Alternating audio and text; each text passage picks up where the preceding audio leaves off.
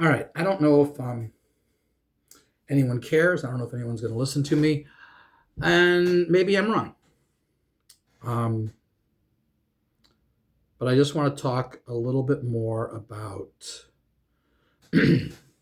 what I feel are the main problems in America right now. We're not gonna talk about Trump, and what I feel are the best solutions. I'll try not to make a long video. But the preamble to the Constitution, I don't know if you've ever read the preamble to the Constitution.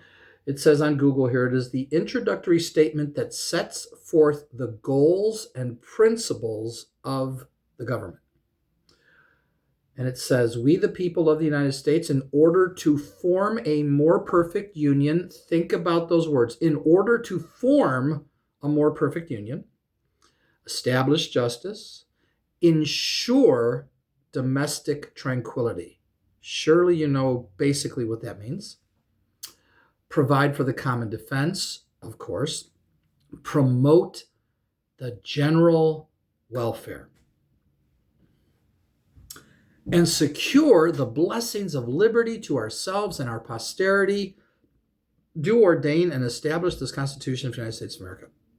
So, two of the main purposes of America's government that our founding fathers created were to ensure domestic tranquility and promote the general welfare. So I said to Google, what is the purpose? And it brought that up again.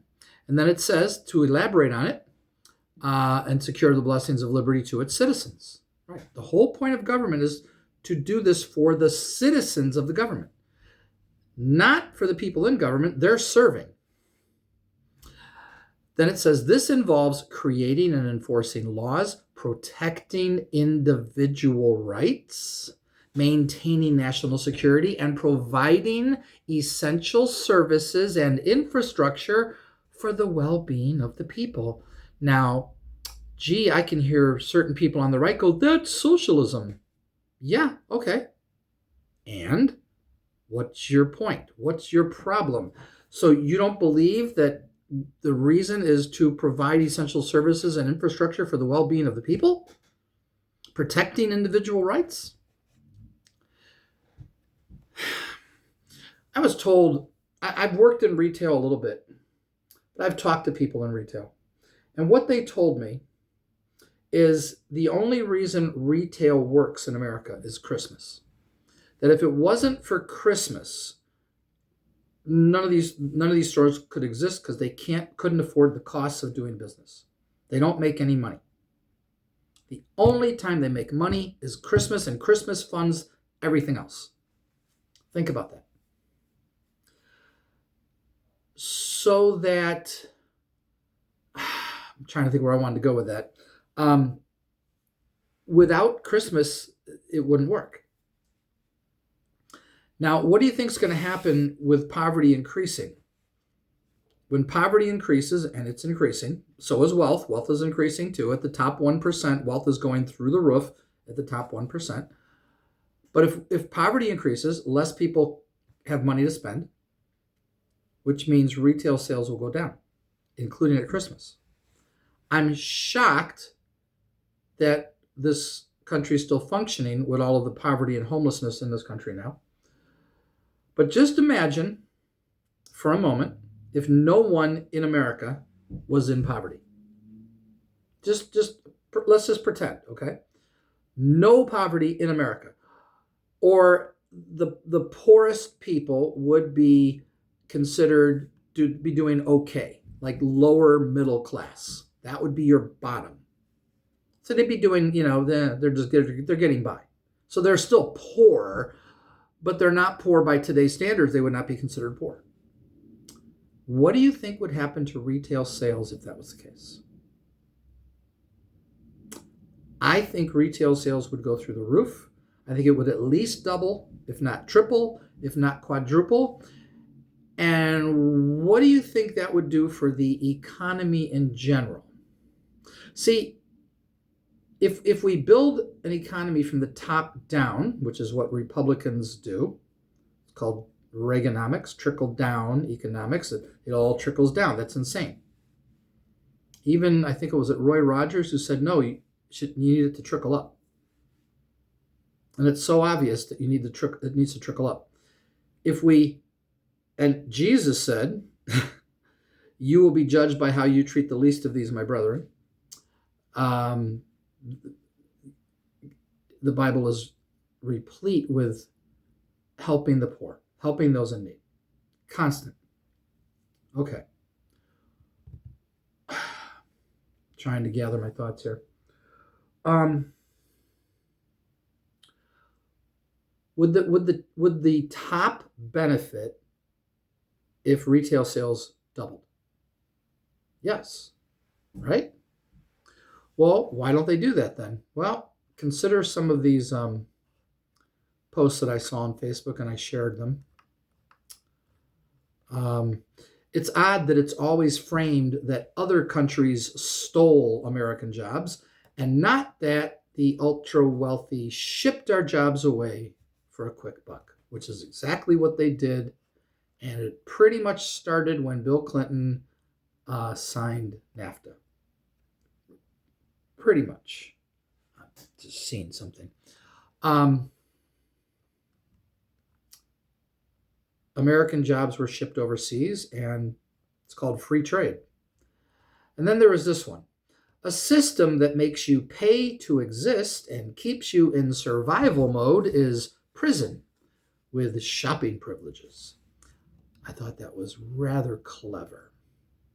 So just imagine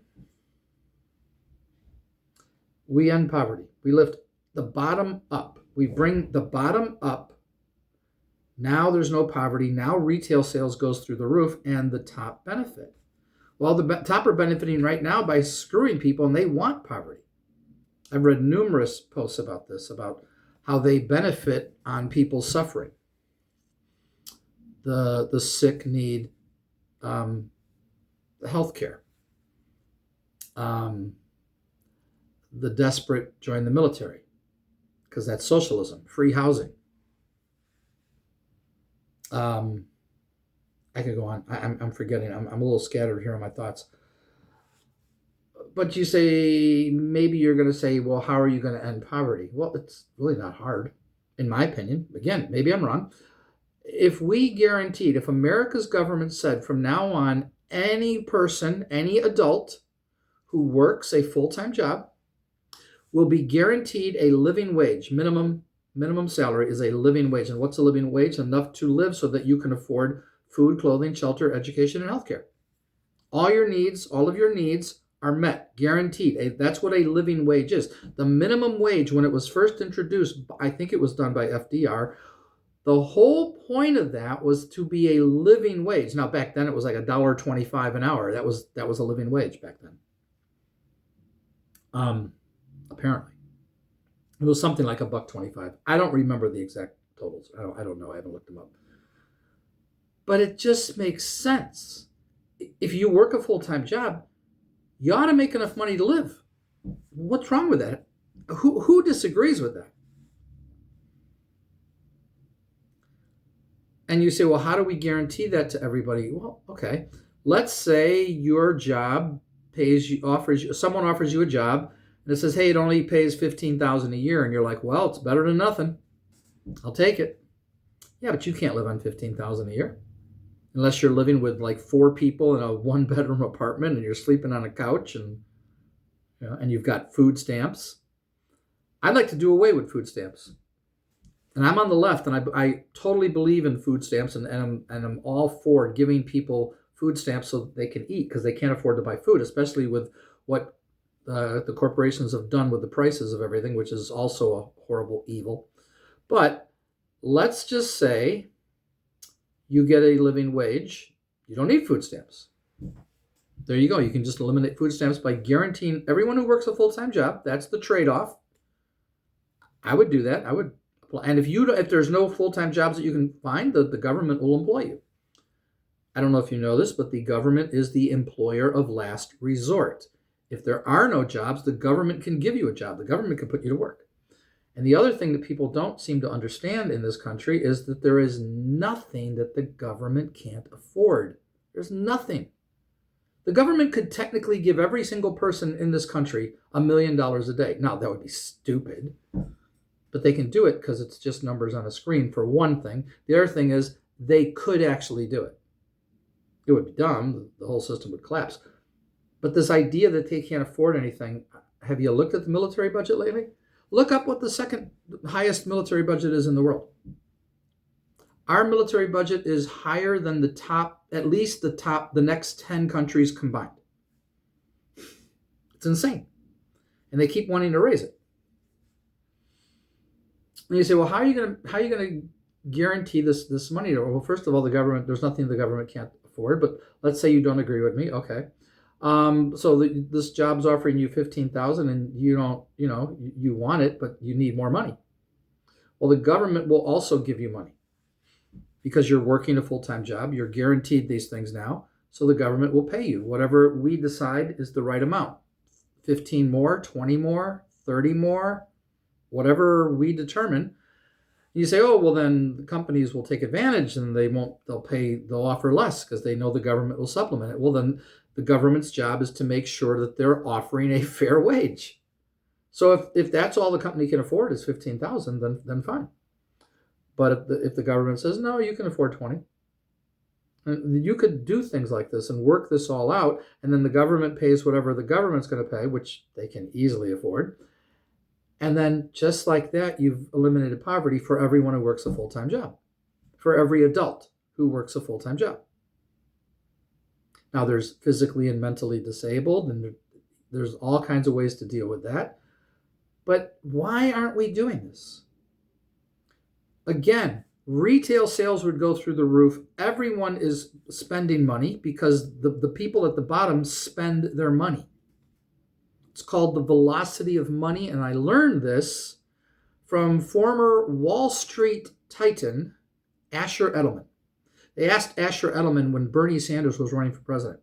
They said on a news thing, who do you think is the best candidate right now running for president for the economy?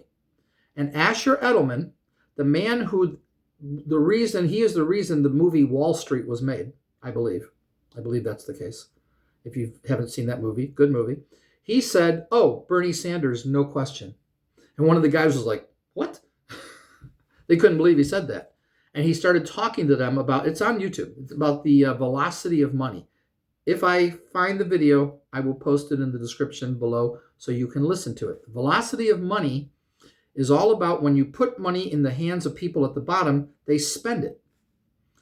You put money in the hands of people in the top, they invest it or put it away.